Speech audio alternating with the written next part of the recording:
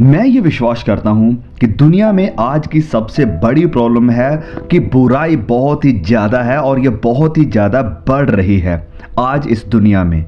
और ये क्यों है? क्योंकि शैतान जानता है कि उसका वक्त बहुत ही थोड़ा है और प्रभु यीशु का दोबारा आना बहुत ही नज़दीक है। और वचन भी ये सजेस्ट करता है कि जैसे जैसे प्रभु यीशु का आगमन नज़दीक आता है, शैतान की गतिविधियाँ या कार्य बहुत ही ज़्यादा बढ़ जाएंगे। अपहरण होना, हिंसा, बेरहमी, डर, टेरर, इन सब चीज़ों का बढ़ना भी शैतानी गतिविधियों का हिस्सा ही है, मैं ये मानता हूँ। अब क्या गलत है, क्या सही है, क्या सच्चाई है, क्या झूठ है? बाइबल इस बात के ऊपर बहुत कुछ बताती है और बहुत ही कम समय में मैं एक लंबे एक बड़े विषय को यहाँ पर कवर करने वाला हूँ। सबसे पहली बात, पवित्र वचन हमें यह सिखाता है कि शैतान, डेविल नाम की कोई चीज है। शैतान है और हम पवित्र बाइबल में सबसे पहली किताब के अध्याय 3 में उसे सबसे पहले पाते हैं और उसके बाद हम उसे उसका एंड होते हुए देखते हैं प्रकाशित वाक्य यानी बाइबल की आखिरी किताब। पवित्र बाइबल में वो हमें हर जगह देखने को मिलता है और पवित्र बाइबल में हमें यह भी देखने को मिलता है कि वो एक शख्स है, उसकी एक शख्सियत है। वह चलता है, वह बातें करता है, वह लोगों को टेम्प्ट करता, प्रलोभन में लाता है और वह झूठ बोलता है। वह चापलूसी करता है, वह लोगों को मारता भी है, वह चमत्कार भी करता है, वह नकल भी करता है और वह लोगों के ऊपर जुल्म भी ढाता है। वह लोगों को प्रभावित करता है, वह विनाश भी करता है। वह पवित्र वचनों का उपयोग और दुरुपयोग भी करता है। वह लोगों को अपने वश में करता है। वह बदन के ऊपर जख्म यानी चोटें भी लाता है। वह कलीसियाओं को तोड़ता है और कलीसिया के अंदर झूठी शिक्षाएं भी फैलाता है। और ये सारी वो चीजें हैं जो पवित्र बाइबल के अनुसार ये शख्सियत यानी शैतान करता है। अब पवित्र बाइबल में उसका नाम लेकर बुलाया गया है और उसे शैतान कहा गया है, उसे दुष्ट कहा गया है, उसे गिराया हुआ फरिश्ता भी कहा गया है, उसे गर्जने वाला सिंह कहा गया है, उसे भूतों का सरदार कहा गया है। उसके बारे में बाइबल में यह भी बताया गया है कि उसका राज्य अंधकार का राज्य, बुराई का राज्य और अधार्मिकता का राज्य है और उसका राज्य पाप, नफरत और मौत का राज्य है। वो झूठे चमत्कार और झूठे आत्मिक अनुभवों को भी जन्म देता है या इन्हें पैदा करता है। वह झूठी अन्य भाषाएं बोलता है और वह नकल का बाप है। उसके पास एक झूठी कलीसिया है, एक झूठा सुसमाचार है, उद्धार का एक झूठा प्लान है, उसकी एक झूठी त्रिएकता भी है, उसके पास झूठे प्रचारक हैं, झूठे नबी भी हैं। ये वो सब है जो पवित्र बाइबल हमें शैतान के बारे में बताती है। अब इस शब्द लूसीफर का मतलब है रोशनी का मंबा यानी प्रकाश वाहक। वह जो चमकता है, ये गुमराह कर देने वाली रोशनी या नूर है, सच्चा नूर नहीं है। ये धोखा देने वाली और झूठी रोशनी है। वह वायदा करता है आजादी का, छुटकारे का और जिंदगी का, लेकिन उसकी तरफ से मिलता है दुख, गुलामी और मौत। वह धोखा देने वाला है और आज रात वह आप जवानों को गुमराह कर रहा है, आपसे ये वायदा करते हुए कि अगर आप उसके पीछे चलते हैं, उसकी सेवा करते हैं, उसके आगे सजदा करते हैं और उसके लिए अपनी जिंदगी गुजारते हैं तो वो आपको आजादी, छुटकारा और जिंदगी देगा।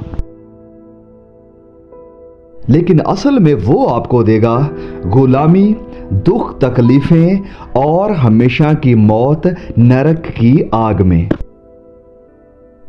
अब पवित्र बाइबल में शैतान का सामना या विरोध हुआ है पवित्र बाइबल में कई लोगों के द्वारा, उन लोगों के द्वारा जिन्हें परमेश्वर ने प्यार किया और जिन्हें खुदा ने आशीषित किया है। उसका सामना अय्यूब ने किया, उसका सामना प्रभु यीशु ने किया और उसका सामना प्रभु यीशु मसीह के चेलों यानी शागिर्दों ने भी किया था। उसे स्वर्ग से गिरा दिया गया और वचन कहता है कि आखिर में उसे इस नरक की आग में डाल दिया जाएगा जो कि प्रिपेयर या तैयार की गई थी शैतान के लिए और इसके दूतों के लिए। अब आपके मन में यह सवाल उठकर आएगा कि शैतान असल में बना कैसे, खुदा ने उसे क्यों अनुमति दी? अब इसको लेकर भी बहुत सारी अनिश्चितता है। संत पौलुस इसे अधर्म का भेद बताते हैं। कुछ चीजें हैं जो हम नहीं जानते हैं। खुदा ने कुछ चीजों को इन वचनों में प्रकट नहीं किया है और अगर कुछ चीज को परमेश्वर ने जाहिर या प्रकट नहीं किया है तो हमें अपने अंदाजे नहीं लगाने चाहिए। पवित्र बाइबल में कुछ संकेत हैं इस चीज को लेकर कि शैतान कहां से आया और ये हमें देखने को मिलता है यशायाह अध्याय 14 में और इज़िकियल अध्याय 28 में। यशायाह अध्याय 14 वचन 12 में लिखा है कि हे भोर के चमकने वाले, यानी भोर के चमकने वाले का मतलब है लूसीफर, कि तारे तू कैसे आकाश से गिर पड़ा है, तू अब कैसे काट कर भूमि पर गिराया गया है। फिर आगे लिखा है कि मैं स्वर्ग पर चढ़ूंगा। तो यहाँ पर 5 बार लिखा है कि मैं, तो वह क्या कर रहा था, अपनी इच्छा को परमेश्वर की इच्छा के विरोध में लेकर जा रहा था। मैं स्वर्ग पर चढ़ूंगा, मैं अपने सिंहासन को परमेश्वर के तारागण से अधिक ऊंचा करूंगा और उत्तर दिशा की शोर पर सभा के पर्वत पर विराजूंगा। मैं मेघों से भी ऊंचे ऊंचे स्थानों के ऊपर चढ़ूंगा, मैं परम प्रधान के तुल्य हो जाऊंगा। आसान शब्दों में कहें कि जब हमारा वक्त शुरू हुआ तो इससे भी पहले अनंत काल में एक वक्त आया जब लूसीफर ने, कि परमेश्वर की बनाई हुई सारी रचना में से सबसे यूनिक और महान एक सृष्टि थी, उसने परमेश्वर के खिलाफ जाकर उसके खिलाफ विद्रोह को छेड़ा। और यह भी मालूम होता है 1/3 स्वर्गदूतों ने शैतान का साथ दिया था, उसे ज्वाइन किया था। सब स्वर्ग से गिरा दिए गए और इस पृथ्वी के ऊपर आ गए। शैतान जो कि लूसीफर था और ये सारे शैतान के दूत जो कि एक वक्त में स्वर्गदूत हुआ करते थे पृथ्वी के ऊपर, अब वह एक्टिव हैं, अपना काम कर रहे हैं। वह खुदा के न्याय में हैं, वह मसीह यीशु की क्रूस और उसके जिंदा होने के द्वारा हरा दिए गए हैं और अंतिम में आखिर में उन्हें नरक में फेंक दिया जाएगा, डाल दिया जाएगा। उनके अंत के आने से पहले वह इस पृथ्वी के ऊपर अपना काम कर रहे हैं और बड़ी ही तेजी से इसे बढ़ा रहे हैं। अब लूसीफर का गुनाह क्या था? घमंड। वह बनना चाहता था खुदा के जैसे, वह खुदा से भी ऊंचा उठना चाहता था। सारी कायनात की एक सबसे बड़ी चीज या शख्सियत हम कह सकते हैं वो बनना चाहता था और इस कारण उसने विद्रोह किया। अब आप कहेंगे कि उसे ये विचार कहां से आया? वेल, हम नहीं जानते हैं। उसके मन में, उसके हृदय में ये गुनाह का, पाप का बीज कहां से आया, हम नहीं जानते हैं। ये परमेश्वर के रहस्य में छुपा हुआ है, ये अधर्म के भेद में छुपा हुआ है।